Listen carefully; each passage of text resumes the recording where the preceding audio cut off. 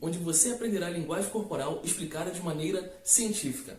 Já curta o vídeo, se inscreva e ative o sininho para receber os próximos vídeos em primeira mão. E no vídeo de hoje vamos aprender a como lidar com pessoas difíceis. Como lidar com aquele seu parente chato, com aquele cliente enjoado, aquele cliente que chega nervoso. E hoje nós vamos aprender a solucionar esses problemas usando algumas técnicas de linguagem corporal. Em algum momento da sua vida você deve ter se perguntado: por que essa pessoa pensa desse jeito? Por que essa pessoa age desse jeito? O que passa na cabeça dessa pessoa? Já olhou pra alguém e pensou, o que passa na cabeça dela? Não! Você interage com estímulos prazerosos, uma parte do seu cérebro chamada de área tegmental ventral, que é uma das principais produtores de dopamina do cérebro, produz e libera uma certa quantidade de dopamina. Essa dopamina chega em outra parte do cérebro chamado de núcleo accumbente. E um pouco depois você tem essa experiência psicológica de prazer. Existe uma região no nosso cérebro chamada de sistema de recompensa, especificamente próximo ao corpo estriado ventral, que está associado às nossas vias dopaminérgicas, ou seja, o nosso sistema de recompensa. Como a dopamina é um dos hormônios responsáveis pelo prazer, foi descoberto que essas vias brilham, elas se iluminam quando nós vemos alguém que não gostamos se dando mal. Ou seja, a gente sente um tipo de prazer de ver aquela pessoa que a gente não tem muita empatia, a gente não gosta muito, se dando mal. E esse tipo de comportamento foi chamado pelo pesquisador PhD Paul Ekman, um dos maiores pesquisadores em comportamentos do mundo, de Schadenfreude. Schadenfreude. Paul Ekman comenta sobre esse comportamento no livro Emotions Review. Se você analisar também no behaviorismo clássico, ou no behaviorismo metodológico de Watson, ou no behaviorismo radical de Skinner, ambos dirão as mesmas coisas, que nenhum comportamento é continuado se não haver reforço. Ou seja, se aquela pessoa ela não obtém a recompensa que ela busca em um certo tipo de comportamento, aquele comportamento cessa. Ou seja, se aquela pessoa que tem aquele comportamento que te desagrada não tiver estímulos, se você cortar a recompensa dela, aquele tipo de comportamento ele acaba justamente por não ter estímulos. Ok, beleza, você deve estar pensando assim: tá, Alan, agora eu entendi todas essas informações, entendi essa sua explicação científica sobre o que acontece na mente da pessoa quando ela faz certo tipo de coisa, quando ela tem um certo tipo de comportamento, mas como eu vou fazer para certos tipos de pessoas deixarem de fazer certas coisas diretamente comigo?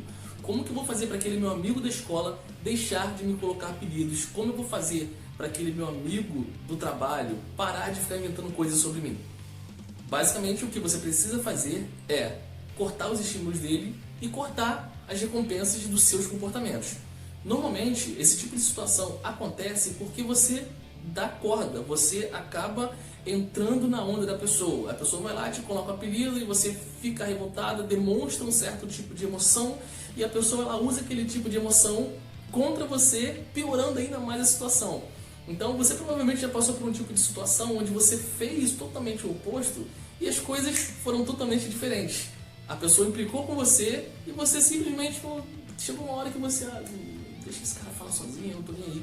E aquela pessoa, por um momento, ela para. Agora, se você fizer esse tipo de coisa continuamente, ao longo do tempo, qualquer tipo de comportamento, ele cessa justamente por não ter estímulos. E o nosso cérebro, ele precisa de estímulos para realizar qualquer tipo de coisa. Se eu quero correr, se eu quero ter um corpo melhor, o meu corpo, a minha mente, ela vai precisar de estímulos para enviar as informações para o meu cérebro para eu poder agir conforme aquilo que eu esteja pensando. E se eu não tenho estímulos, automaticamente eu não vou conseguir realizar aquele tipo de coisa. Porque aquele amiguinho seu, quando ele te coloca apelido na escola, a intenção dele é te ver nervoso, é te ver chateado com aquilo. A recompensa do cérebro dele é ver você totalmente chateado, totalmente irritado com aquilo que ele está fazendo.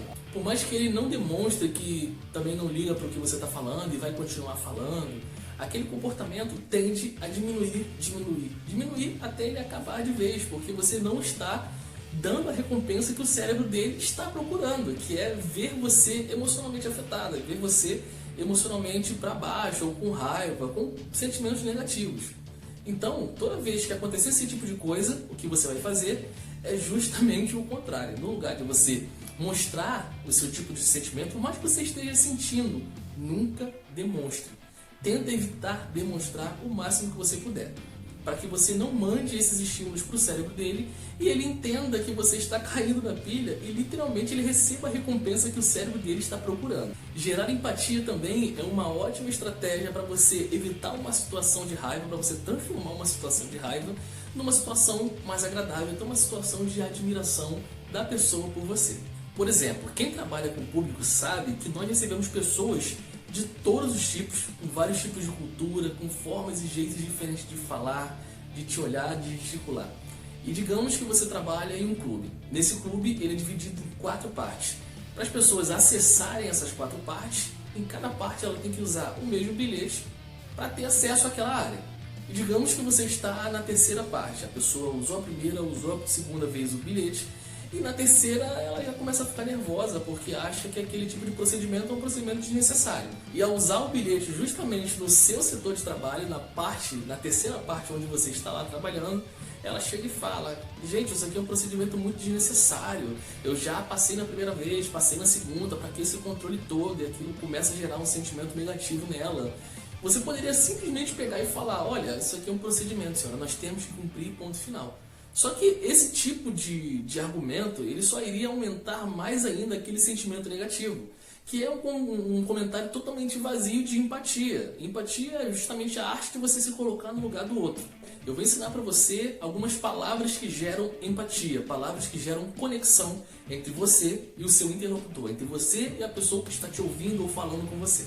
Então, no lugar de você simplesmente frisar: senhora, esse é um procedimento e nós temos que fazer desse jeito e ponto final, diga coisas do tipo: senhora, sim, eu entendo a sua insatisfação, entendo até mesmo o incômodo de você usar o bilhete várias vezes. Se eu estivesse no seu lugar, eu sentiria a mesma coisa.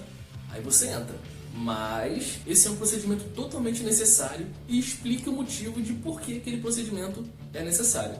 Se você simplesmente pegasse e falasse com ela desse jeito: senhora, é um procedimento necessário porque a gente precisa fazer isso, isso, isso, isso, a pessoa, de repente, ela não ia receber de uma boa forma, porque ela já estava com aquele sentimento negativo.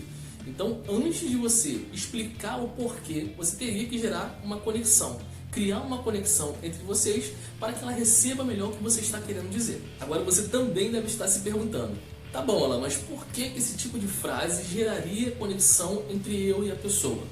Por causa de uma coisinha que nós temos no nosso cérebro chamado de neurônios espelhos. A ciência não tem tantas informações assim sobre os neurônios espelhos, mas ele sabe que tem algo a ver com a imitação.